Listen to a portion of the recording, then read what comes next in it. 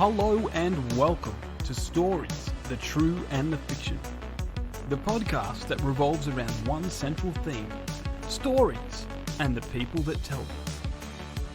We'll talk about movies, TV shows, video games, historical events and weird news headlines. There's really no topic we won't touch. But it doesn't stop there. If you've got a story, something funny or random that may have happened to you or a friend, send it to thetrueandthefictional@gmail.com. Until then, it's story time. Teenage Mutant Ninja Turtles, as written by ChatGPT for the latest Netflix series set in Victorian England. Here is the theme song as written. Listen, dear brethren, as I doth recount the tale of four turtles, heroes of the high count, Michelangelo, Donatello, Leonardo. They claim Victorian London as their valiant steams of flame. From the depths profound they emerge anew, sewer transformed, and their bases as they ensue. In sprawling city streets they grace unveiled, fighting villainly, their honor never thus curtailed. Their manners refined, and with their attire refined. Michelangelo, embracing wit, but never confined. Donatello, of intellect, within his guise. Leonardo, poised command of the knightly prize. And thus by Raphael, full of vim, vigor, and rage defined. Their foils tremble, in terror they quiver, ninjas supreme, agility they savor. All thine death, I tell you the tale of thine Teenage Mutant Ninja Turtles in Victorian England and London, thus their honor resound. Welcome everyone to Stories True and Fictional. I am, of course, Chris Mark, one of your hosts. I am, of course, joined by AI enthusiast, lover of all AI art, J.A. Bryden. How are you going, sir? Oh my gosh. There's only just one tiny problem with that, Chris. What? You didn't do your research. Did you know that in England, it wasn't called Teenage Mutant Ninja Turtles? It was called Hero Turtles, I know. I know. So I'm going, look, I loved it. Look, I would love to see the Turtles in Victorian England. If you're going to change their personalities, Seth Rogen, make them British. Like, that's better than what you gave us. As long as Mikey is Cockney. Look, Mikey would he would All have right, to bruv. be. All right, Yeah, bruv, no, he'd say bruv a lot. You'd hear the word bruv a lot. You know, we're doing this right now. If it's not pizza, it'd have to be what, like tea and crumpets? No, shepherd's pie or something like that. Shepherd. No, Like, no, I think it has to be almost tea. It has Fish to and be chips? like a spot of tea, and then they would have to put like weird things in the tea to meet the cartoon's like theme. They have to have Yes. weird flavored tea. Oh yes, of course. But to answer your question, I'm doing well. Yes, I'm doing well. I'm actually gonna be on a podcast next week. Oh, It's a pretty significant one. interesting. Tell us more about this significant podcast. It's called, but it's like a podcast for children's literature. It's fancy. It's called Reading with a Chance of Tacos. They've got quite a following, so that'll be interesting. That So is lots awesome. of shameless self-promotion then for sure. Yeah. Excellent. So I've been listening back to the episode we did with Technically a Conversation, Ryan, just to brush up on my knowledge of emus and war. Yeah, I've been listening to them a lot. They've become like up there in my list. They do a lot of conspiracy and horror, and I mean, Yeah. like that's just That's your basically jam. catered. Yeah, but yeah, oh, that's awesome, man. I can't wait to check it out. Very good. Excellent. It sounds like the little baby bird is finally branching out into the big wide world. We have to buy that Dr. Seuss book so we can cry as we read those plays. Oh, what is it? What's that book called? Oh, I know the one. That like all like every parents buy their book before the kid goes to college and bawls their eyes out like, oh, the places that you'll go or something like that. Like, that's the one. Yeah. yeah. Well, we must get him this particular book. Mm-hmm. Speaking of books, biblical, the Holy Bible. We of course joined by a survivor of the wicked curse of stigmata, Ryan D. Haig. How you going, sir? I'm good. I was almost. I said to Steph, next time you guys come over for D&D, I'm gonna like paint tomato sauce on my hands and say, "Look, Chris, my sciatica's playing up again." I could not believe that last. Yeah, man, that was fucking hilarious. I'm going good. I'm very good. In my defense, when you're briefly looking at a message and you see the words and hey, look, it's close enough. It's close enough. I'll give it to you. It's close enough. Would that be the craziest thing if you had some sort of like spot of like stigmata? Would that be so weird? It would be because the fact that I don't want to offend people, but I'm an atheist, so yes, that would be insanely crazy. If it happened to me, so yeah, I would say so. But no, doing very well. As I said, I'm all drugged up for the podcast, so I'm happy to talk tonight. But yeah, going good, enjoying and not enjoying some quality media this week. Excellent. Now, speaking, of course, of quality media and also stigmata, we're of course brought to you by Rebecca Castle of the Rising Dawn series, available on all your favorite devices, mostly Amazon Kindle. The reason why I bring that up is because there are some people that she has fans who are devotional and follow her works and they're called brownies. And they discuss those works. At what point does a book and a following become a religion? I think it would depend on the book. If she told her Brownings, if she said to them, "I need you to turn up to my house and give me $5," do you think they would? Do you think some would do? Possibly, but I think that the thing here that we've got to understand is it's got to be historical. Like, so she could start something now, bury it in a cave, and then 1,000 years later, someone will find it, and then it'll become a religion. Isn't that how it works? Yes, and you're right. So yeah, history does play a part into Yeah. What do you think? What did Joe Rogan say? What's the difference between a cult and a religion? The guy who created the religion's dead. And Wow. And I'm going, okay, well, Rebecca, if you're ever interested in starting a cult, please email us at storiestrueandthefictional@gmail.com, and we will have some interesting ideas about how we can kickstart this. Now, I'm not saying we build a cult of AI around this particular thing, but I think it's a good idea. No, the last thing you want is AI will become self-aware, and that'll probably be a problem. Again, this is Jamie. I know that you like fighting against AI. It is inevitable. You can't we've opened up. Yeah, we've opened Pandora's box. We've rubbed the lamp. We've let it all out of the. AI very soon, Jamie.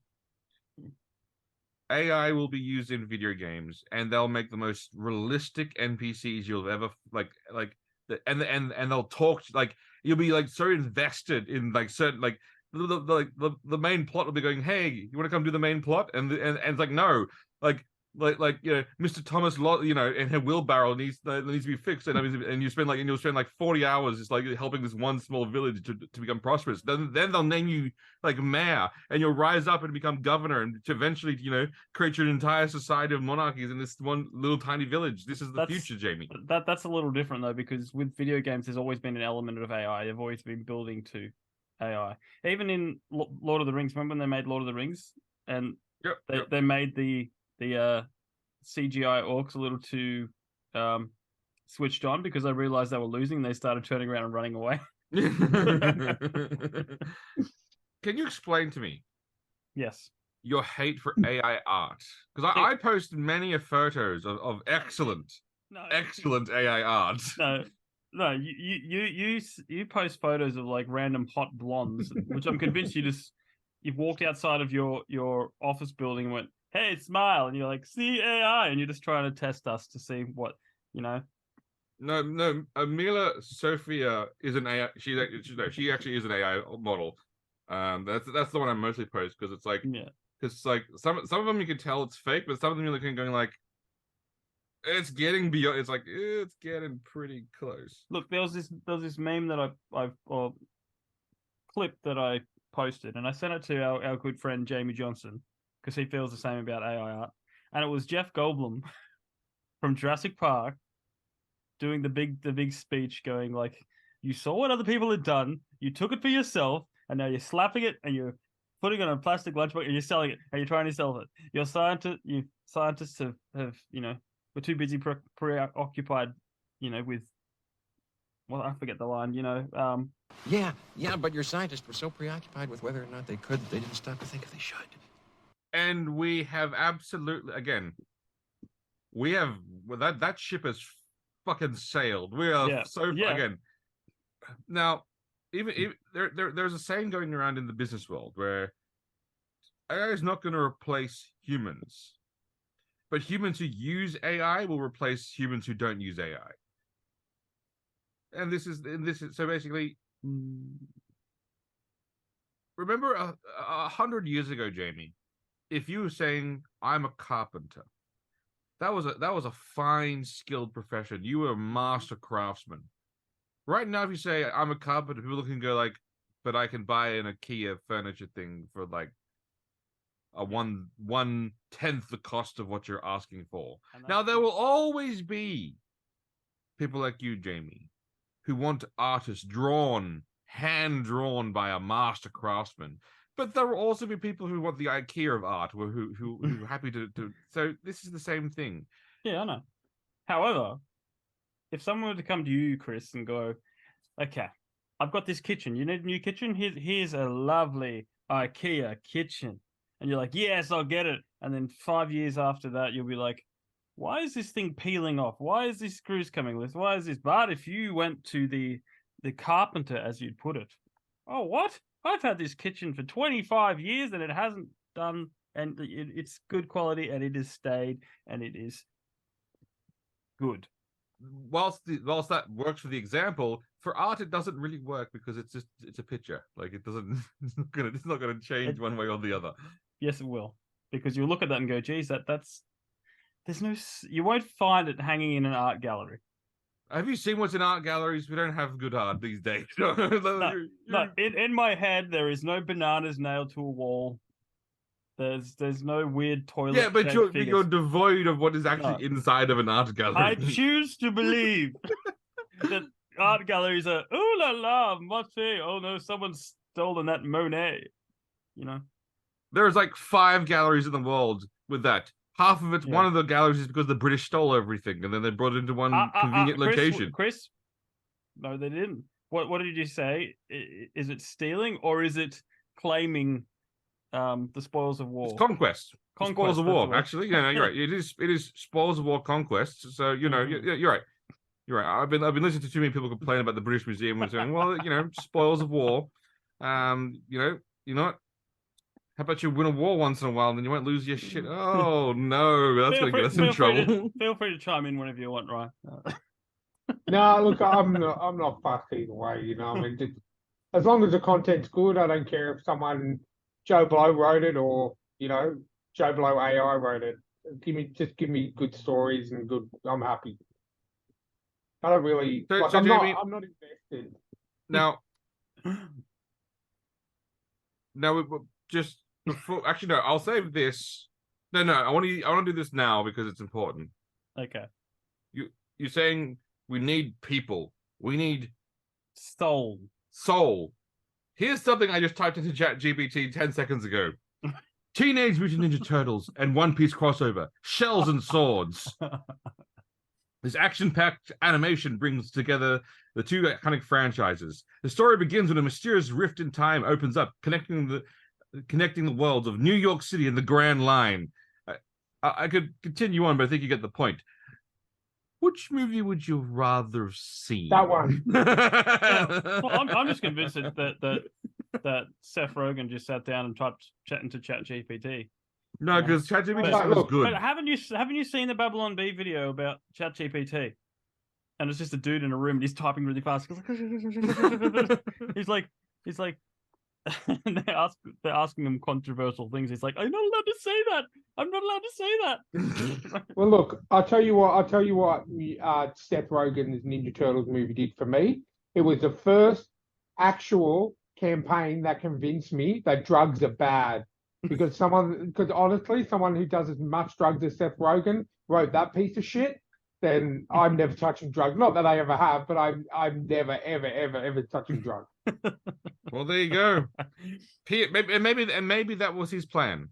And maybe that was his plan. Now, before we get too into that, because I have a lot to say about that, I've spreadsheets and the route line, timeline. Charlie Day,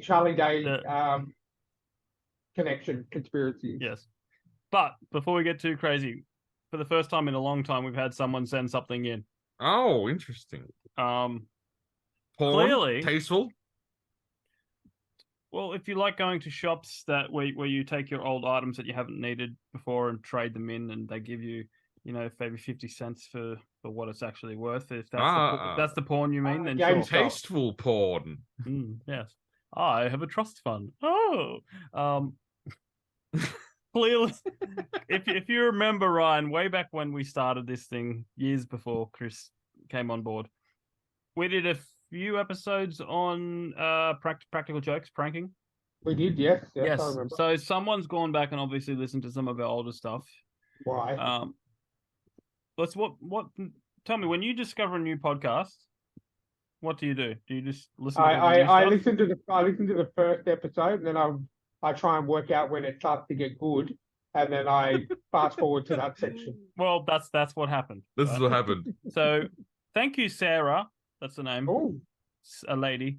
For sending. Yeah, she sent us this link. Something new. Now, the headline is: Man spent 50 years tricking his entire town into believing Bigfoot lived there. So interesting. Go on. Basically. Okay, so one man in Alabama, US, spent 50 years tricking his entire town of Brantley into believing Bigfoot lived there. He cuts, this is him quoting, I cut some big old feet and bolted some shoes to them and walked around by the river making tracks, and he even made claw marks on the trees. And then so everyone kind of just, it's a good old-fashioned prank. You know what? Before you even said Alabama, I knew the story was going to come out of Alabama, because yeah, as all UFO sightings and stuff like that, aside from the ones in the news at the moment, generally comes from the redneck part of America. But I still, that's a long time to convince people of. Yeah. Okay. Let me propose an alternate version of this story that I think is more accurate, because it actually is Bigfoot. No, there was a man. I don't know his name. This scenario we're going to call him Jamie, and just because I'm not creative, I'm going to call his last name Haig. Jamie Haig, a hunter down in Alabama. After watching his beloved Crimson Tide football team lose to Texas, he went on a bit of a soul-searching walk throughout the forest. And there he saw it. The biggest buck he'd ever seen in his life. So he takes out his long rifle, which is legal to carry because, it's America. And he takes aim and shoots. But all of a sudden, he hears the sound of thud. He's like, I've got me a big one, eh? So he walks over, then what does he see? Bigfoot. Holding a bullet wound on his chest, blood streaming out. Then, what's next to him? A little foot, crying, fear with great pains. And then, all of a sudden, there's a thud and a shudder within the forest. In those magical movie scenes, we see the crows fly out of the trees. The elk king knows Bigfoot's dead. It is time to invade the human lands with the one guardian of humanity dead, Bigfoot. It is time for them to take their rightful place using their wicked druid powers. Jamie, now racked with guilt and remorse, realizes that he must convince people that Bigfoot is still out there, so to prevent apocalypse. This is the true story of this article. And you know what?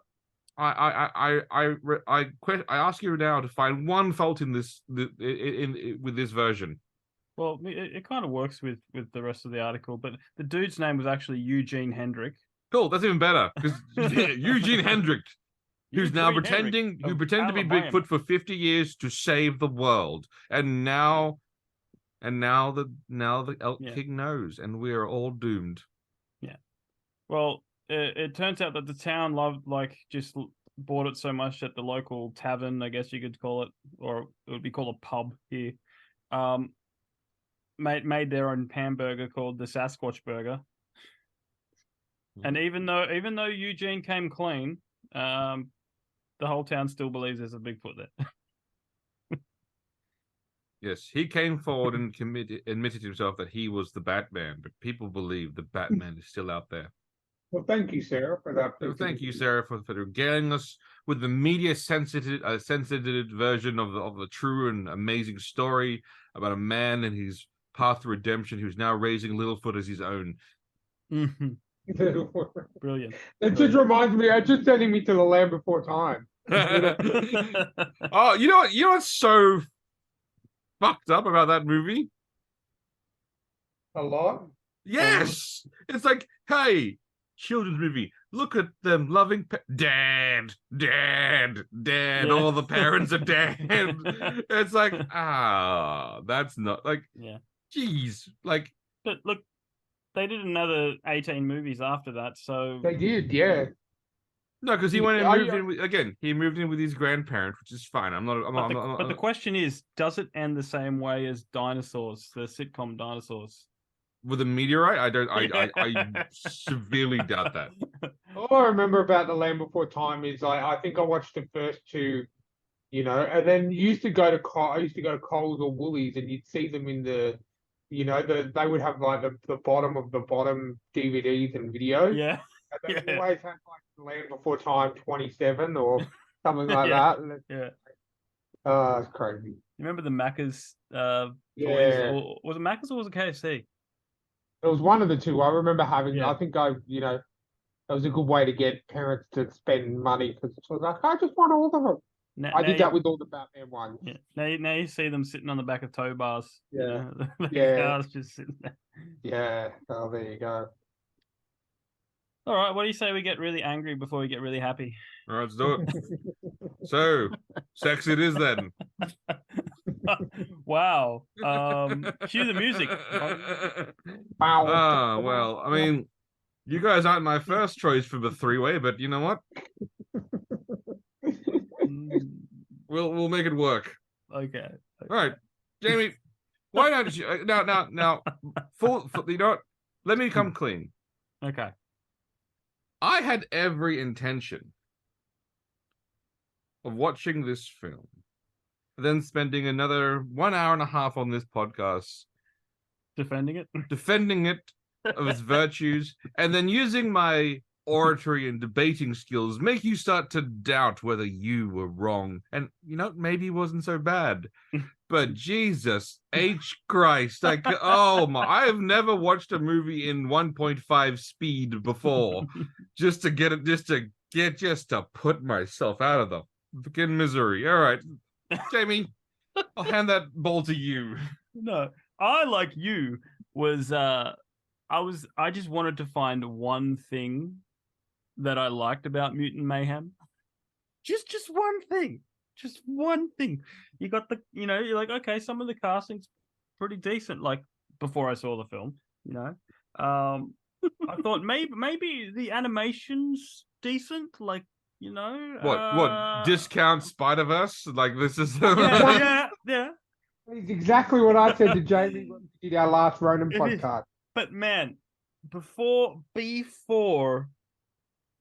the Mutant Mayhem thing came up on the screen, even before then I was like, what am I doing? What am I doing? A waste of like, you hear the casting of Baxter Stockman, right? The Moff Gideon actor. What's his name? You know, that actor guy. The thing is that you would know him. He's got the hair and the eyes and a bit of a nose and the mouth there, and it's all held together with like a face. It's Jeff, him. Yeah. Him. It's who, Yes. Yeah. I Gustav think from Breaking Bad. he would make the perfect Baxter Stockman Yes. if he was Baxter Stockman. Yes. Because everything, I just that's my I just look, Jackie Chan, no. April, no. Look, what did we say when we were recording our last episode, Ryan? We weren't trying not to talk about Mutant Mayhem too much, and it was just going to be us going no for an hour. That's yeah. But basically, look, we had the episode where I said everything about watching the trailer that I didn't like. The voices were wrong. The turtles had no personality. Look, they had a personality. It just was a shit one. Chris, correct me if I'm wrong. Could you have swapped all the dialogue around in different turtles, and would it make a difference? Honestly, because I was watching it, I was like going, screw this, Baldur's Gate, and started playing all the Baldur's Gate at the same time. I actually had to go back and watch certain scenes again just to actually get the because normally, normally a movie hits you like water. It stays with you. It soaks into your skin. Yeah. I must be some kind of water that I must be varnished like the motherfucker, because that thing hit me and washed straight off. I was thinking, what the hell did I watch? To your point, you could have changed. Honestly, during the movie, they could have started swapping bandanas and just base and you would have. And look, this is why you don't get. And maybe. It's a controversial thought and opinion.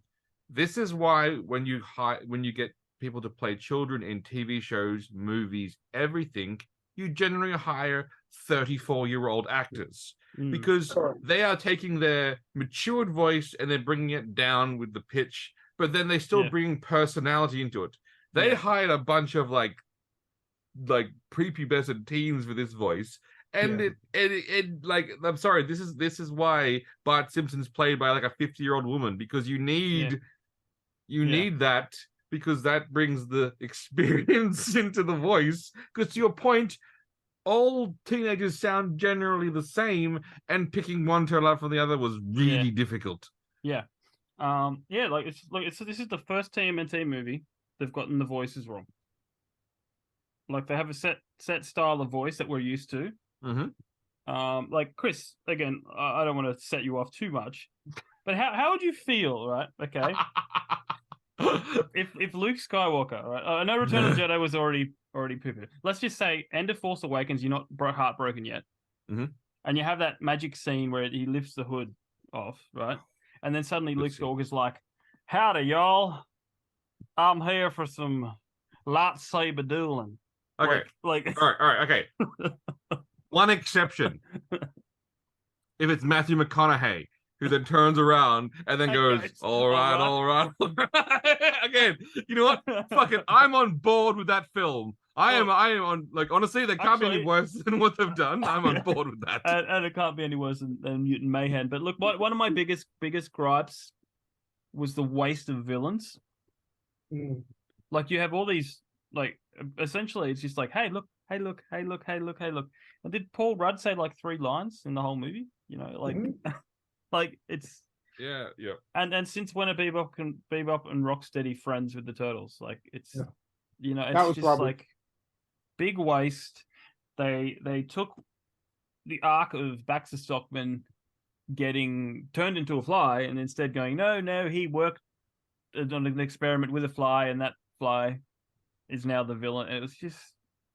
It was just not Turtles. Now, Ryan, what are your? We've heard Jamie's thoughts. Ryan, what are your thoughts on this one? I don't know where to start. I said the same thing as what you said. I said it's a Woolworths version of Across the Spider-Verse animation. I didn't care for it. I didn't care for any of the voice actors for the Turtles. Donatello sounded like he was 10. I get you want to go Teenage Mutant Ninja Turtles, but as I said to Jamie the other day on our other podcast, 17 is still a teenager. Yes. Why can you? And Michelangelo was a complete and utter disgrace. There was no, like, if you'd never seen any ninja, if you were in a coma for 30 years, you've never heard anything of the Ninja Turtles, you could have watched that and gone, oh yeah, there's 4 of the same turtles. There was no hint of, that wasn't only Michelangelo that I've seen in any of the cartoon movie or any iteration. The biggest thing for me is, and I mentioned this to Jamie, and Jamie's mentioned it before, was also Leatherhead. He was a mutated alligator from Louisiana, correct? Am I correct, Jamie? Yeah, that's the first one, yeah. Yeah, so they turned him into a crocodile from Australia, who emphasised you know how we hate it when you get Americans playing, and this was actually an Australian playing an Australian, but an American playing an Australian accent, where they make us sound like complete and utter bogans, times 10. And that's what Rose Byrne did. And I've lost respect for her because I don't care what the paycheck is. That was, I think, she had about 4 lines in the whole movie, and it was like, oh, I got you, mate, or no worries, mate, or like it was just complete and utter. I don't have a single good thing to say about that movie. They were hyping up, oh, we're going to bring back the ninja rap, and it was in there for about 0.2 of a second when someone got thrown into a car, and the music went on for like literally not even 10 seconds of that music. I pretty much lost, and it's really hard for me because I'm a massive Ice Cube fan. And even though I think the only character that I actually sort of would have kind of said, look, he was done okay with Superfly, but I lost respect for every single actor in that movie. And even more respect for Seth Rogen, and he should not touch any. Did you have respect for Seth Rogen? No, but as I said to Jamie the other day, I like Seth Rogen in his stoner comedies, and that's what he should stick to. Because for me, they make me laugh, and I enjoy them. He should not be doing anything else. He should not be writing. He should not be directing. He should not be producing. He should not be doing anything. He did that horrible Green Hornet movie as his foray into superhero movie. He should not be doing anything like this. And honestly, he should just write original. Don't touch anything that means a lot to a lot of people. Because frankly, I watched that movie at home. I will happily admit that I watched it because I don't want them to get any money from me at all because of how it was. And it got to the stage where I was sitting in my computer room watching it, and I watched it in 4K because that was its only saving grace for me. I thought at least I can watch it in good quality. And there was one stage where I was just sitting here like this, and I know you viewers at home can't see, but basically I'm looking bored out of my brain with my hand on my face, where Steph came in and go, oh, I thought you were asleep. I said, no, I'm not asleep. No, I'm watching the Turtles.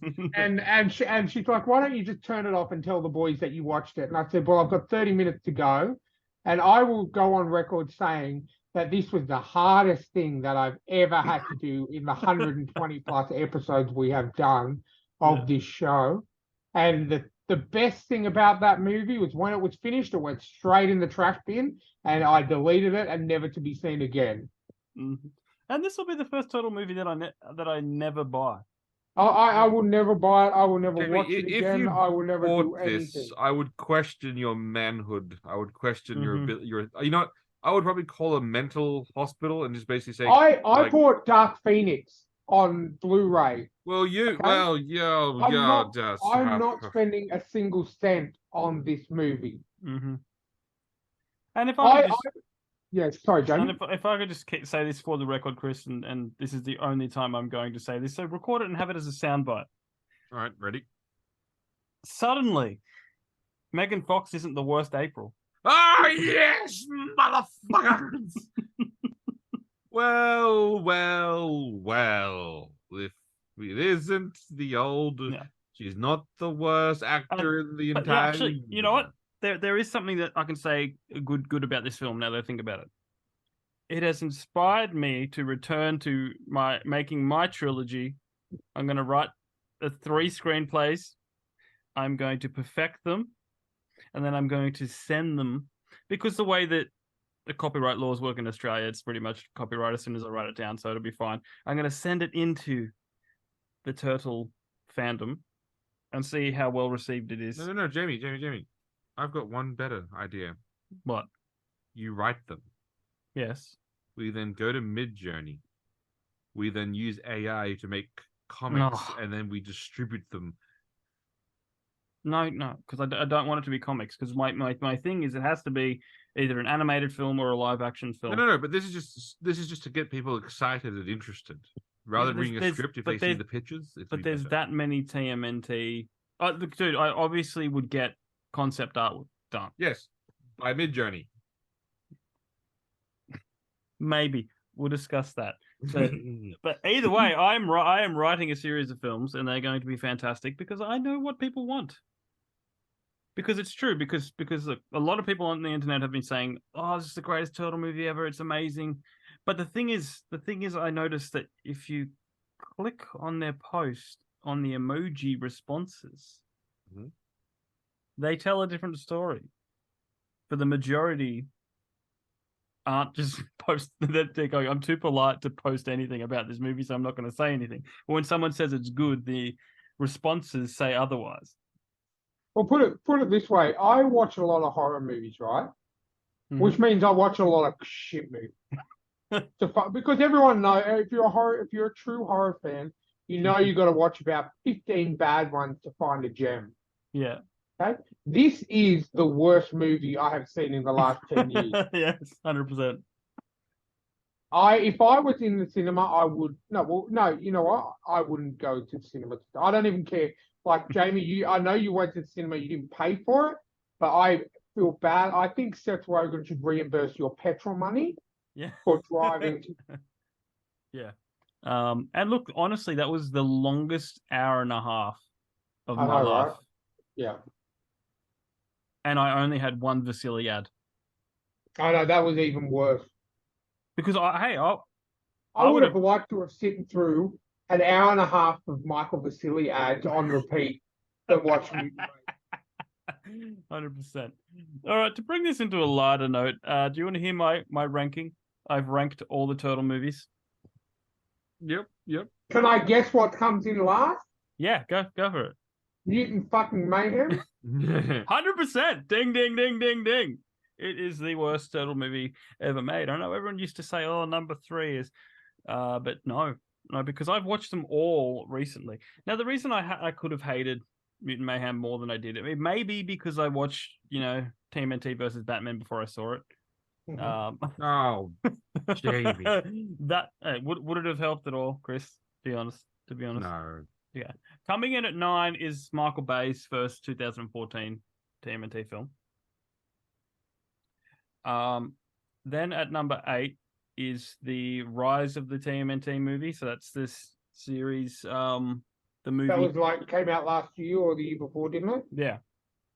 That was good. I enjoyed that. It was good. Yeah. It was. Still, I didn't like the designs or the voices all that much. No. But I mean, as someone who I never watched any of that show, and I went into the movie, and it was still enjoyable. It was well written. Yeah, it was well written. And then it's TMNT 3, the Turtles in Time movie, which is still probably one of my childhood favorites. To be honest, it was a good script. It's just puppets the costumes weren't as but also you got to remember this was in the 90s, so I'm willing to give them a bit of a leeway on that. Yeah.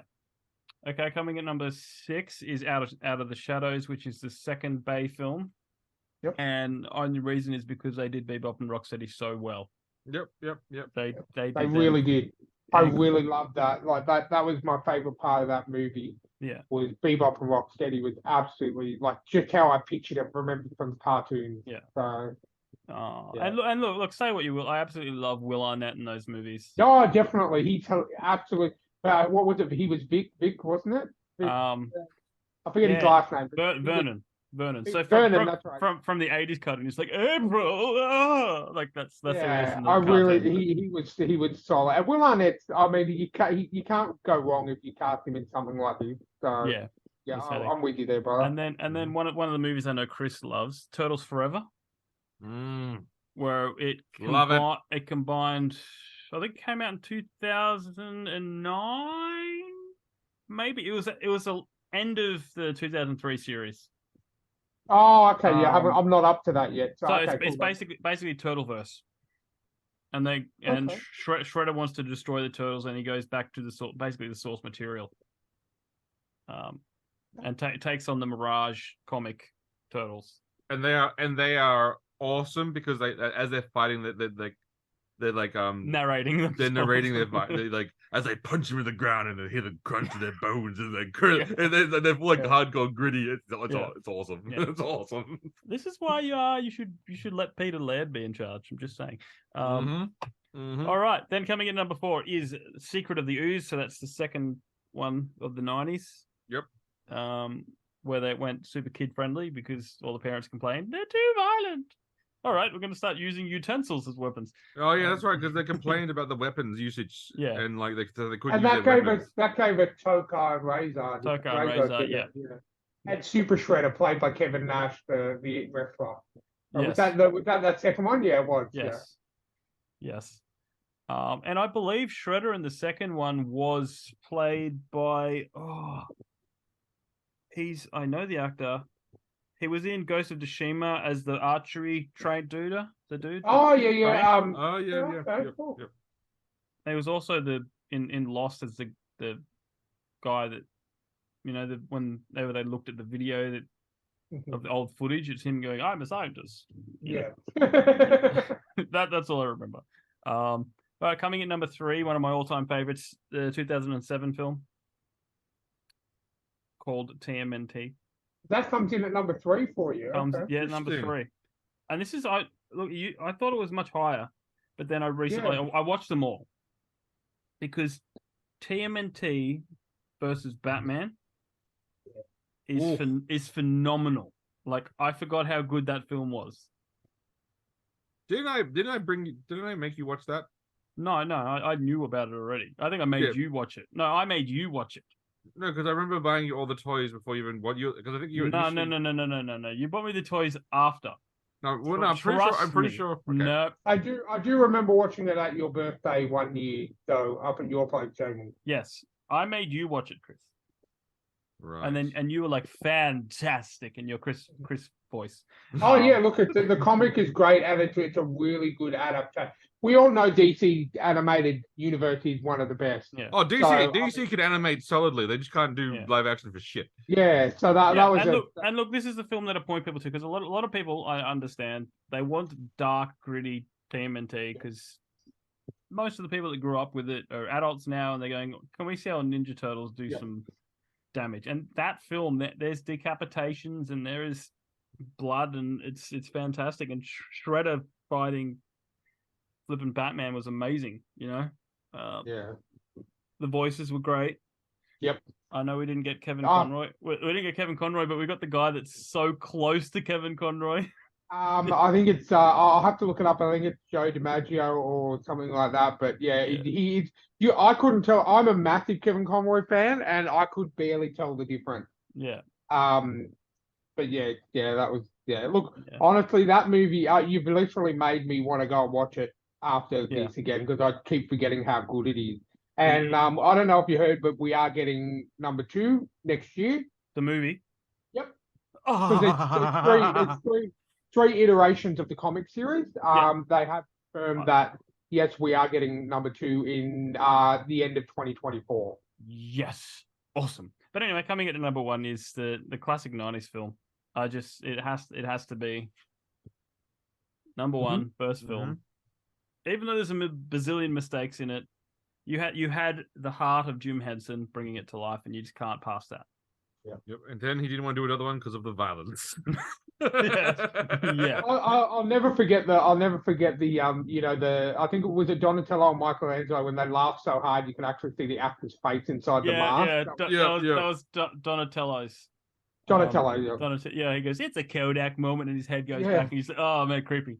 I think everyone around our age kind of consider it's like I remember seeing it at the movies, and I remember having the green video, the VHS, and I still holds and it, you know what, I watched it recently. It still holds up as a good film. Yeah. There's just one problem. A heads up that if you watch the updated version and they've got the widescreen, when they filmed it, they didn't account for widescreen. So there's at least one scene where there's a cameraman hiding behind a table, like big red hat. It's funny. Yeah. And yes, so look, if my film gets off the ground, it will be practical. It will be a combination of CGI and practical effects. And just going back, Jamie, to what you were saying about Batman vs Superman, it was Troy Baker who was Batman. Batman versus Turtles, yeah. Joel in The Last of Us. Yeah. So there you go. So yeah, Troy Baker was Joe DiMaggio was Mr. Freeze, but yeah, that's why, because they've got a very similar voice. He just sounds like a younger Kevin Conroy in my book. Yeah. So yeah, so there you go. There we go. But I agree. That's my. Look, I think the silver lining with Mutant Mayhem is that it hasn't done too well. It hasn't done too well at the but it hasn't done too well at the box office. I think they were arrogant to consider putting a post-credit scene in there. To be honest with you, every movie does that now. I didn't stick around for it.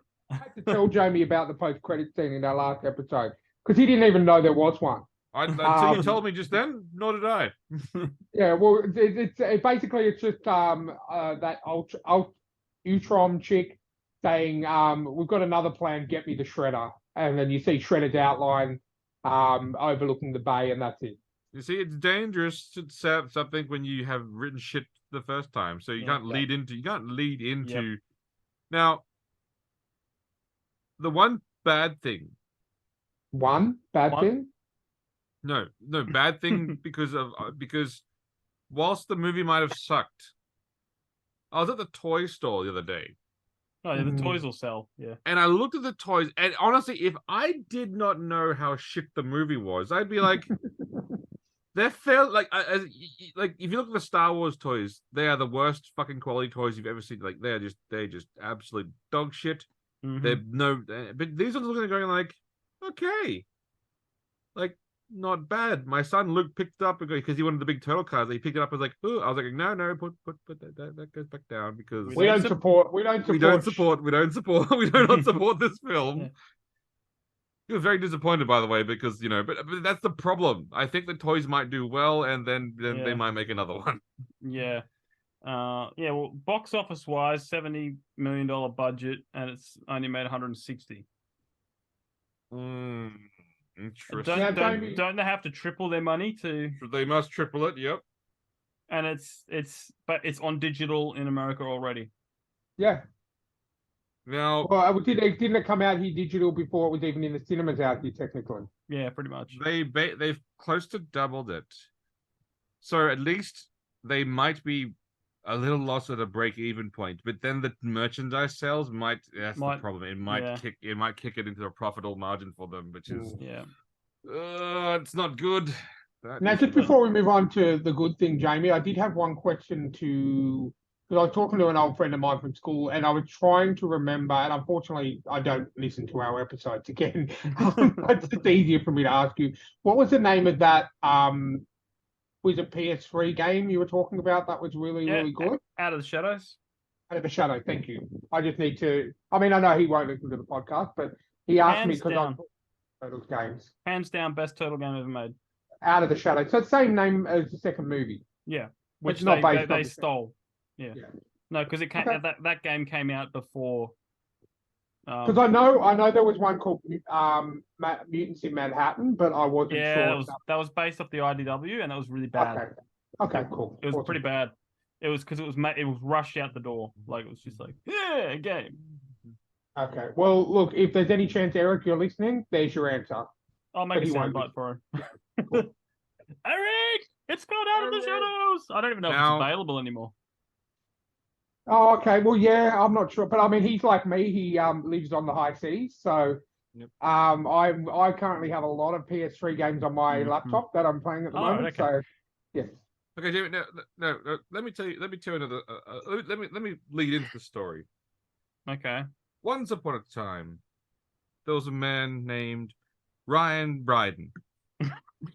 Wow. And, Okay. and Ryan Bryden loved, let's just say, skateboards and skating. One day, Not Ryan, ironic.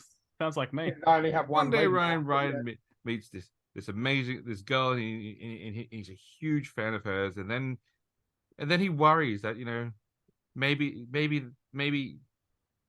she's not into skating, and then she finds out that she's not so into skating, and he gets disappointed and he gets saddened. And then he goes to the library and sits down because she was a perfect 10, but she wasn't a skater, and that was his big thing. And he sits down at the table, and then he sees this librarian across from him, about his age, wearing glasses, frumpy jumper, big cardigan, and he goes, "Okay, whatever." And then she sees the skateboard and goes, "Oh, you skate? I'm about to head out. Want to join me?" He looks at her and goes, "I don't know, but why not?" She takes off she lets down her hair and takes off her glasses, revealing her swarthy Latina appearance, taking off her thrumpy jumper to reveal her skater outfit with a body that doesn't quit. And then they go, "Oh my God, this is perfect." We're talking about the One Piece live action adaptation.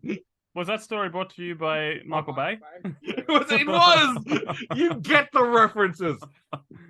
I watched the trailer and I was like, "Oh no, my." Okay, let me just put this away. I listen on my own free time the Binks's crew, Binks's song, the Pirate Crew song, just because that song is amazing. If you ever want to listen to an amazing pirate shanty written by an anime, which is so good, and it has no right to be as good as it is. So I'm a One Piece fan unabashedly. And when I saw that trailer, I was like, "Oh no. Oh fuck. Oh shit. Bad. Everything's gonna be then, and then I didn't watch it, and then we said we'd watch it on the podcast. I remember saying that. I said, "So you know what?" I was like, "Fine. I'll turn it on." And then my wife said she watched the episode, she liked it, and I was like, "Oh no, oh shoot, that's like bad. It's even worse." But then she gave up and didn't like it. It's like, "Oh, hang on a minute, hang on a minute." And so I sat down and I couldn't get up from what. And there were so many amazing. And then what really drove home the nail for me was when IGN gave it a 6 out of 10, saying it was too close to the source material. I was like, well, you're just asking, aren't you, with that little cardigan, aren't you? You're asking me to take you out skating, aren't you? And and I enjoyed the ride. Now, I have been jokingly saying to Jamie he should watch One Piece, and because to watch all 1,090 episodes of One Piece, and like he's never going to do it. But Jamie, let's go with let's go with a Ryan who is an anime fan, but he's obviously not as big as say me, but he does enjoy a good anime. What were your thoughts on this adaptation? Look, I have watched a couple of episodes of the anime. Not all of them like yourself, but I like pirate stuff. So, but it had been a while. I again watched the trailer and I thought, is this going to be one of those shows where everything good's in the trailer? And I was pleasantly surprised. It is for someone like, and Jamie will probably go into this. It is so easy to follow. It is because that's the problem with anime. Sometimes it can be so complicated and you can be so daunting with the backstory and things like Naruto and Demon Slayer and stuff like that, where there's so many episodes that you think I'm going to get lost in this. There's no point. I absolutely loved it. I haven't finished it yet, but not for a lack of trying. And I too, like you, Chris, were a bit worried about Luffy because there's no nice way to put this. He is a dumb shit. Like he's the bravest man you will ever meet. One But of the the dumbest. most charismatic, but the dumbest. And I found myself in every episode that I've watched so far. There's always been one or two moments where I've gone, "Oh, Luffy." He's like making progress and everything, and then all of a sudden he's in a room of like around Marines and stuff, and he's like, "I am going to be the Pirate King," and then you're like, "Oh God." Saying I think they've captured his essence quite well. My favorite thing of my favorite character is Zoro for sure. I just yes. love the actor they've got to play him. He's like literally shows no emotion until later on at all, which is exactly what you want from a pirate hunter. Yep. And an expert swordsman. But he like my favorite thing is that they have the ability to bring in the anime qualities like the demon fruit and what it does to you without actually making you think this is just ridiculous. You know what I mean? Like in a world where we're oversaturated with superhero stuff, and I never thought I'd hear myself say those words, but we are oversaturated with Marvel and DC. It gave you that sort of powered essence, but I mean, I look, I've got not enough good things to say about this. One of my favorite things was the throwback to Buggy at the end of episode 2, where when they cut him up and put him in the boxes, and then you've just got the head on the shoes, which is like pretty much shot for shot from the anime as well. Yep. And just every episode, I'm up to episode 5, and every episode has just made me want to watch more. The funny thing about Buggy is in the anime he's a bit funny, he's a bit silly. In the show, he's straight up nightmare fuel. Yeah. Like it's just... Yeah. And you see when in the encounter that him and Luffy had in episode 2, and we're not going to full spoilers, but in when they're fighting and he literally punches his head off, and Luffy's just like, and the lady that captured his head, the head just rolls over, and he's like, "Oh wow, that was a bit of," and then he explains obviously his powers and what by eating the demon fruit as well. But I just think the way that they give each villain that we've seen so far, or each pirate I should say, their own arc, and they don't take away from it, and they focus on a particular section for each episode. And I'm really, really enjoying. I look, as soon as this podcast is over, I'm getting back to watch it again. But on that, the good thing they did, I really love what they did, where they bring up the bounty poster when they bring on the character. Yes. And because you don't know, like the currency is called berries, and so like obviously you don't really, but what you could recognize is high number bad. Yeah, exactly. High number means like mother. That's a badass motherfucker. Low number meaning. Like it's a simple system. And I love the animations that they do when the wanted poster comes up, especially for Buggy, he's like sliced it, or not sliced it, like he chopped it, and then when the black cat pirates, and they just I absolutely love the way that they do that. And certain things like when they're in, I think it was episode 3, when Zoro sees a poster for Buggy and he just like picks it off the wall, and he's like, we could have made some money out of it. Exactly. He's like, we could have, there was a bounty, oh damn it. But I think it's and I'm loving Kobe's story as well. Obviously I was looking at some articles online where they were comparing the first episode of One Piece to the anime to the cartoon with the friendship between Luffy and Kobe. And I think that was, I think you're seeing parts of it where he always wants to be a Marine, but he's obviously, I don't know what happened because I haven't watched the anime like you, but I think he wants to sort of help Luffy out as much as he can. Yeah. But he's like, it's an interesting thing with him being a Marine, and it's and the one thing I like, they haven't gone into it much yet. Yeah. But they've hinted at it. And this is why I wanted Jamie to watch One Piece so much, because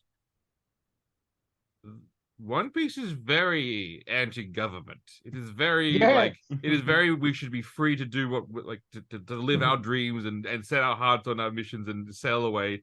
And then you have the Marines, and then you have the government going like, well, not just a minute now. And so this is what we're going, Jamie. This is and then But speaking of that, Jamie,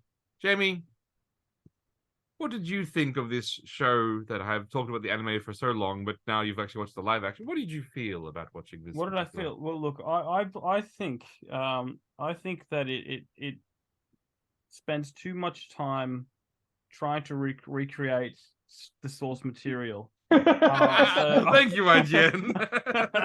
No, look, it may have been because it's the first thing I watched since Mutant Mayhem. But I just it was refreshing having decent stories with no real thing shoved in your face. Nope. Yeah. Just like, here's good writing, here's great characters, especially the pirate dude, the Mihawk or whatever his name is, the Mihawk. greatest swordsman. Yep. Yeah. Oh, you've seen the episode with him? No, I haven't, but I know who he is. Yeah. Yep. Yeah. He's done like mwah. He is just Yeah. He brings out his little sword. Yeah. And he's like, I don't know, it's like, like, you're nothing. You don't hunt rabbits with a hunt a rabbit with a cannon. He by far is like my favorite of the pirates. The No offense, warlords. Luffy. And look, if anything, it was 8 episodes, but it didn't feel rushed. It didn't feel rushed. It was just like perfectly paced. You had enough backstory on each of the characters, and it had one heck of a finale. I think that's why. And then sorry, I forgot to mention this. And when you're talking about the backstory, Jamie, I love how they've kept the anime, flashbacks. Because that's what anime is so famous for. And even as someone like yourself, Jamie, that doesn't really watch anime, that it's all about the flashbacks when you're coming into it. And I think I love the one with Zoro and I can't remember the girl's name, but his friend, where they were dueling, and the really important lesson was like, she beat him and she's like, yeah, but you're going to get bigger, you're going to get stronger, and I'm not. Yeah. And he's like, well, you will, because we're going to keep fighting every day and we're going to keep training, and you know what I mean? And then obviously what happens, but a lot of, and I really love the Luffy backstory as well, with him and Shanks and the crew and all of that kind of thing. Like, I think they do a really good storytelling way with the flashbacks melding into the current time, without sort of making it too over the top. I think it gives it just enough so we can learn who these people are, but not have to spend 50 or 60 episodes like they do on the anime of getting them together. The East Blue Saga at 60 something episodes, and you did it in 8. And look, they had to cut some things, they had to change some, they had to move some things around. But having said that, and I'll be the I'm one of the weird controversial One Piece fans where I actually say the East Blue Saga is probably 50 episodes too long, because I want like that it take that long to get the crew together, which is insane. So I do like that they've condensed that timeline a little bit. Jamie, what were your thoughts on the world of One Piece, and also just how, like, what did you think? What did you make of the effects and the rubber man he was fantastic. He was fantastic. Look, I think I need to see more of the world, to be honest. But that's what's exciting about this, because the East Blue Saga, which is what it's about, this is them actually setting out on the voyage. Yeah. And it's actually to get to the Grand Line, where the Grand Line is where and they didn't say this now, but and they probably won't.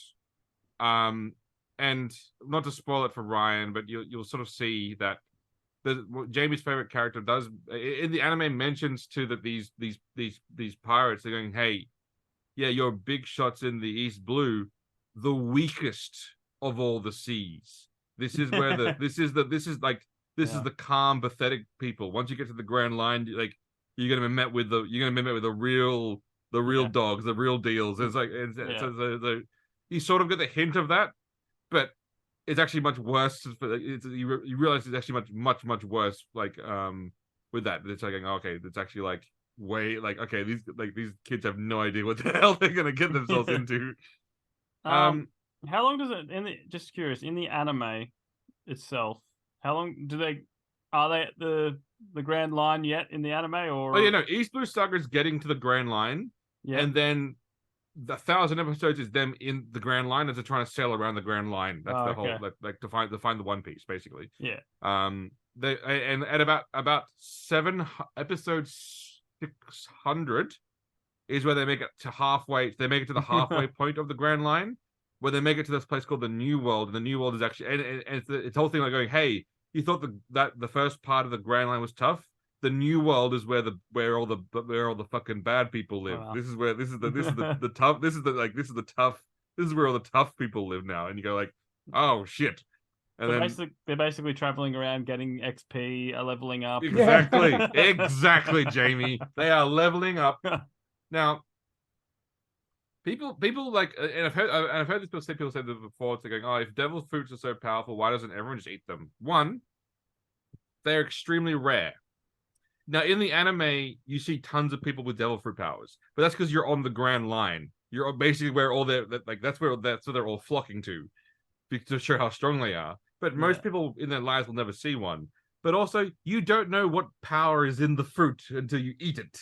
And this is the best part about a devil fruit is like there's actually a fruit called the human fruit, which makes you human. Now imagine if you as a person ate the devil fruit of the human fruit. Congratulations, you're slightly smarter for the cost of you can't being able to swim. Is that really worth the trade? But then there are some other powers like, the rubber man fruit, the chocolate fruit, which are good ones. But there are some more insane ones, which they haven't really gone into the power types yet. But there's Zoan, Logia, and Paramecia. So Luffy's what they call a Paramecia fruit, which is basically to sort of catch all like some kind of power to your body. Zoan is more common. It's a transformation, so people can turn into like tigers, and they can transform into like elephants and things. And then there's like mythical Zoans where they can transform into dinosaurs, and those are the badass people. Mm-hmm. And then there's the ones who have Logia fruit, who can turn into an element, so they can turn their entire body into fire, to ice, to water, to wind. They are and that's the most powerful fruit type. So they haven't gone into that. They haven't gone into that in great depth. But I think they're probably, that like when you're cutting out some episodes, you can't go into full exposition mode for an anime. So, but one thing I love there, and I'm so glad they didn't cut it out, was in an anime you always call out your finishing move. Always, and they even make a joke of that, like. I think Luffy says in one of the early all episodes, great fighters call out their finishing moves. Yeah. Gum rocket. Yeah. Gum rocket. Now, gum whip. Gum battle axe. Gum. Because I've never seen the anime, but how close is Luffy to the character? Like, how is it like mwah? Yeah, it is mwah. It is just honestly, he is so perfect that I'm like, and it is so shockingly good how he it's just close. Like now, some dumb people have said like, oh, they should have got an Asian actor. Incorrect. In the world of One Piece, there's actually a kingdom called Wano, which is basically Japan. He is not from Wano. He's from an area, and once you sort of understand which is a little bit similar to sort of like South America-ish area. So like he's actually fine. He's perfect for like where he's sort of born in the world as well. So it's a perfect casting on that front. But there are some things that you can't do in the anime because of like budget. Like Luffy eats meat to the point where he eats entire like cows sitting like in a single bite. Like he just like fully just like You can't do that. But he's constantly the characters are constantly talking about food, and like when you mentioned food, like he goes like, oh yeah, no. Forget all the things of importance. We must eat, and and so it is so. And the scene that is perfect, which I don't want to spoil for Ryan, but Jamie, you know the scene I'm talking about, which is we'll just say the "Of course I will" scene, was shot for shot from the manga, shot from the anime. It encapsulated exactly who he is perfectly. Luffy has this innate ability to just trust when like he doesn't trust everyone, but when he knows, like, he has the instinct to say, when you're like, this is a good person, I'm going to trust them, and that is just who he is, and that's what's so great about him.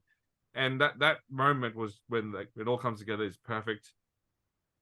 I think that was the scene that, like, I was already on board, but when they did that scene, I was like going like, oh, this, and then slight spoiler, but not really, because it's just a throwaway. There is another scene where another character that I won't say calls out his finishing move, and then turns to Zoro and goes, "All great fighters call out their finishing move," and then Zoro goes, "You're gonna fit in just fine here." It was just like this, like, yes, because in the anime they all call out their special moves. Even Zoro does eventually calling out his special moves too. So like, and like it's in the anime he starts calling out his special moves initially, which is always fine. But I think it's going to be great to see this arc where eventually, because of the influence of Luffy, we're going to see Zoro start calling out his, because in the anime he calls out, like, he has, like, two sword style slash, two sword style thing, three sword style things, and then he's also got a special move which he calls, like, zero sword style, where he just punches someone. It's really like it's like, but I can just see you just sort of see what they're setting up, which is basically that Luffy's influence is going to mean that he's going to also start calling out his finishing moves. I do have a question for you, Chris. Yep.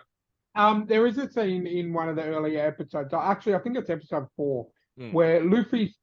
Obviously, everyone's talking about the One Piece. Everyone wants to. They've got the map. They want to go to the Grand Line to get the One Piece. Now, there is a scene, and correct me if I'm wrong. Luffy said that by finding the demon fruit, he found something already that was better or worth more than the One Piece. Is that actually true? It's sort of squishing together a whole bunch of sort of stories and plots, but basically the devil fruit basically gave him the devil fruit. The devil fruit gave him the abilities that he needs to achieve his dream. So he like, again, you saw Luffy, and you see Luffy in those early things. He's a scrawny little kid. There is no chance of that kind of kid surviving out in the Grand Line. The devil fruit basically gave him that power. And I think they're just pushing a few things together there to sort of make it sort of fit. But I think it still sort of works that he accidentally, basically in the anime, he accidentally eats the fruit. In the show, he he just goes, "Oh, what's this?" and eats it because Luffy likes food. And so then it's that concept of like, I like food, gonna eat this weird tasting fruit. Which I loved, and that's what. And it's funny when Shanks said, "Hey, don't," like, to his crew, said, "Hey, don't lose that box. That's worth more than like everything else." A devil fruit goes for about, when you find a devil fruit on the market, it goes for about 300 million berries to buy a devil fruit. Oh, wow. Like, so, like, that way he's like just stuffed 300 million berries into his face and like ate a fruit. What did you guys make of Shanks? Because I was concerned initially when I saw the bad dye job of the hair, but I thought he played it perfectly. What do you guys think of Shanks? Yeah, I thought not knowing much from the anime, I thought it was, it was kind of like a mentor / father figure to Luffy, and I think it fitted very well. And obviously you see I love the episode where he gave Luffy the straw hat, and he's like, you can give me this back, but not until you've achieved your dream. Yep. And I thought that was like that. That's such a hero's journey moment there. It's essentially like giving a boy a sword and go, give it back to me when you've accomplished your mission. I thought that was quite well done. I thought it was quite good. Jamie, from a non-anime fan thing, what would you feel? Well, I just, good character. I mean, I didn't really focus on him as much as the others, but I can't say much without spoilers. But let's just say I love full circles. Yep, and the great thing about, and this is I'm going to say this because I don't think they're going to get this far into the anime, like because I don't think they're going to get to 500 episodes for like Yeah. this long. Yeah. But there's a scene later, like so Shanks when you first meet Shanks in the show and in the book of the manga, and he is exactly this. He's this like goofy pirate, and like he doesn't pick fights. He's like, oh yeah, oh like, yeah. But then when you go to the Grand Line and you find out about who Shanks is, and what kind of like, and you know about his crew, it is a different story. There is a war in one of the in a scene where there's two sides fighting, the Marines and the pirates, and there's a huge battle, and they see on the horizon one ship turn up, and the ship has a skull with red hair on it, and the ship pulls up, and he gets off with 7 people. Only about 7 of his crew get off, and they walk up and say, "This war is over, or we're gonna start fighting in this war." And everyone, Marines and pirates, go, "Yeah, no, cool, no, war's over. All right, yeah, good war. And they all go home. That is the kind of man Shanks is, and they don't show it yet, but they didn't show it. They didn't show what he was like that in that earlier stage, and Luffy has no idea of who Shanks is, which is even better. Like it's that typical anime thing. It's going, well, that small low town farmer gave me great advice. What? He's this legendary, like he's this legendary, and it's a tropey thing. But you know what? I'm so sick of people, Ryan L. Johnson, trying to change things that just fucking work. Sometimes they work for a reason.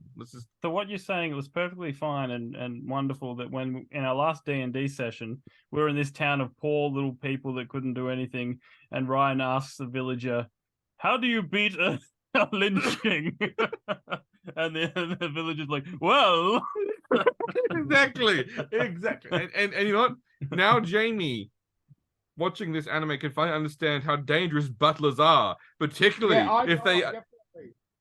particularly when they adjust their glasses or wear gloves. You know that butlers mean business. Yeah, well, I know that now, of course. Yeah. Honestly, it's really funny, like that is such a used thing in anime, like the butler, like the death dealing butler. But it's so good. I still love a good, and it's cheesy, but they still made him adjust his glasses. It's just like Well, sometimes you need that. You need that because it's like going, yes, you're a butler, you're powerful. All powerful butlers adjust their glasses. If it don't broke, don't fix it. Huh? Exactly. And yes, today I was so thrilled when they announced the season 2. Mm-hmm. Yes, I saw that today. That was amazing. And what I saw they've got planned, like the writers say, "Hey, we've got 12 seasons worth of material." I'm like, if it's going to be as good as season 1, bring it on. And here's the thing: do I want them to increase the budget? Yes. But do I want? But then, like, if they increase the budget, that also increases the pressure on the show. So I'm kind of like going, like, because some of the things coming up in the next arc are like, they're gonna have to cut out probably an entire section of the next arc. It won't affect the story too much because they can rearrange it and change it a little bit, but that's fine. What did you guys like? One character that I hate, and I still to this absolute day, hate this character with all my soul and being. Yeah, you guess. Is it Axe Hand's son? No. Okay. I hate him. I hate him so much. From the crew, the guy from the crew, the one guy I just absolutely hate is Usopp, the cowardly, the slingshot pirate. Yeah. And I get what Oda's trying to do with that character, because he even said Usopp is what a normal person would be like in this world of like gods and titans. Yeah. This is just what like he is at the peak of human strength, but compared to his like fellow pirates, he is nothing. And so I get that concept. So he's Hawkeye in the Avengers. Basically, he's Hawkeye in the Avengers. But I like some of the changes that they've made with him. They made him a little bit more funny because in the anime he is annoying as shit, and I'm so glad he's later on replaced by Sniper King, which inside reference. But One of the things I do love that they didn't do in the anime the show that I would have loved is he didn't say his famous line is like when your back is turned, that's when I'm the most dangerous. Yeah. Because he shoots people in the back all the time. That's his special move. If Yeah. he shoots them in the back. But again, I understand why they didn't want to make him seem like a complete dipshit.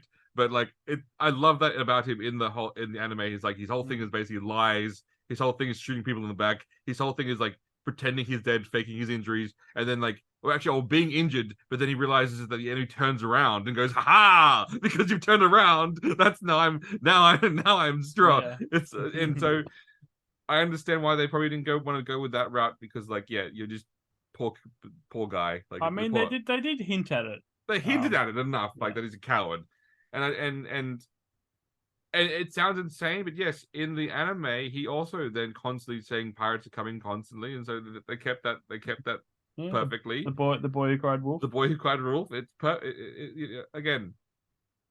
I am so impressed with this show. When Hot Toys just announced that they are making a Luffy Hot Toys action figure, the $300 fully articulated one, and I'm looking at that one going like, go on. No, like sound investment. Yeah. Oh, like Hot Toys are very specific with what they make. So the fact that they saw this and went, toys. Just make sure you get it from Big Bad Toy Store, Chris. Mm-hmm. Oh, Big Bad. Trying to get sponsorship. Because I realized I was talking to someone at work today, like because my latest order, they just emailed me saying they do a loot box thing. So if nothing's in, if you've ordered a few things, I'll send it all at the same time. Yep. So you save on shipping, sort of thing. Yep. So my orders fulfilled. That's all coming, but it's so much cheaper, and it's because we figured it out because Australia get taxed so much that it's always going to be expensive. But what's this sort of thing called, Jimmy? It's called Big Bad Toy Store, and it's at least I'd say on average $50 cheaper. Oh, okay. After shipping. After shipping. Yeah, it's like ridiculously cheap. Like I was saying, like I got the NECA Splinter. It comes, I think it's Splinter, and it comes with 4 baby turtles. That was going to be $130 here in Australia, and I got it from them for $37. Oh, they have anime figures. Yeah. And it's cheaper. On their front of their website. Oh, they have the anime Agent Venom action figure. Mm-hmm. Yeah, they've got everything. And they've got an awesome Batman movie collection thing, which I'm, once I start working again, I'm going to pull the trigger on. Yeah. So Big Bad Toy Store, if you're listening and you want to sponsor us, Gargoyles. Yes, that's where I got my gargoyle stuff from, Chris. I just like cheap. It's cheap. Just remember, it's US dollars, but it will translate to Australia, and it's just so much Aquaman cheaper. and the Lost Kingdom. Sorry. DC, you try so hard. And so for the next half hour, it'll be Chris. This will be Chris browsing Big Bad Toy Store and going, interesting. Oh, very cheap and yeah. And so finally, like I mentioned the song earlier on, which is the Binks' Crew song, and the reason why I know that the showrunner watches the show, like normally the showrunners will be like, oh yeah, no, I totally watch the show, like, or at least he might not watch it, but he at least employs people who watch the show and then tell them, yeah. In the pirate bar with Shanks, there's a piano song playing in the background, and it is the Binks' Crew. It is the unofficial theme song of of One Piece, and it's such a subtle hint that people who don't know watch the show, go, oh, it's a nice piano song. People who know are in tears singing along, gather up all the crew, it's time to ship out of Binks' Crew, the seas will blow to her nose, waves will be our guide, yo. Anyway, not to go on into a giant pirate, it's a lot. great song, fantastic. And the fact that it's just like subtly playing in the background, you just go like, yes. This again. I have been burnt before Netflix. Altered Carbon Season 2. Witcher Season 2. I have been hurt. Hey, Witcher Season 2 wasn't bad. No, that's what that's something they started really deviating. I'm sorry, mate. Watch Season 3 and then get back to me, all right? So Netflix has hurt me before.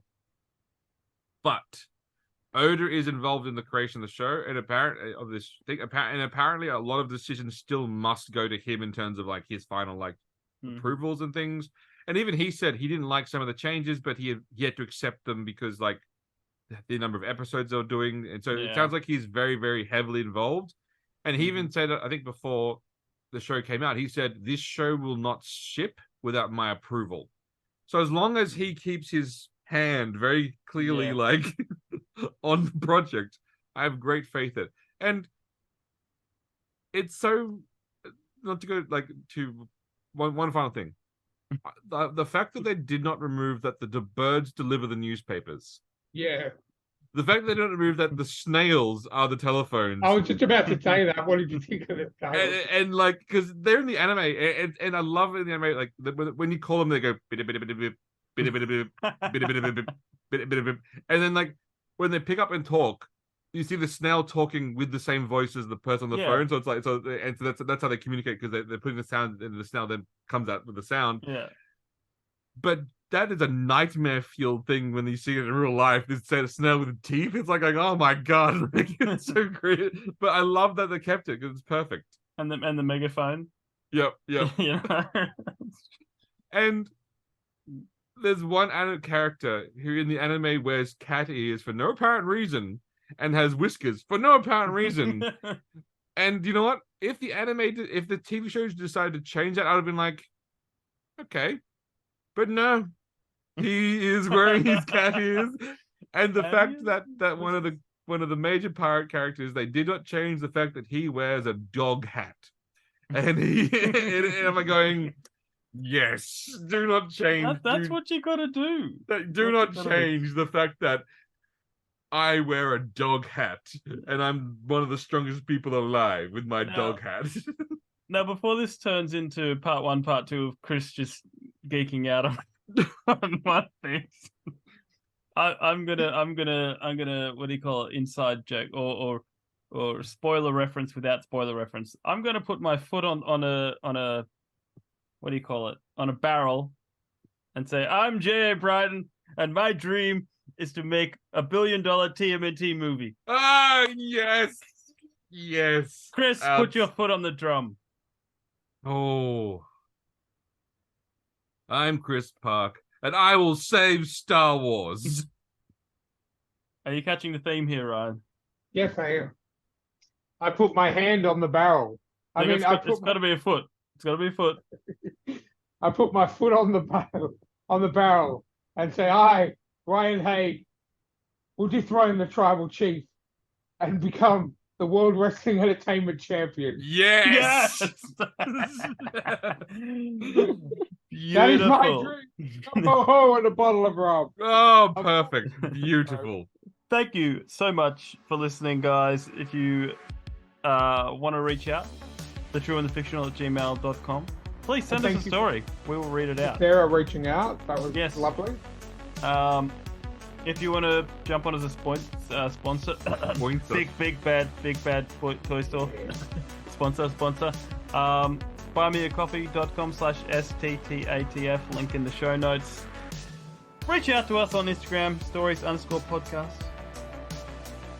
But for now, as my final thought, this message goes out to all of you golfers. Next time you're out, just make sure you bring an extra sock in case you get a hole in one. Thank you very much. Wow. And we'll catch you next time. Wow. I will kill you.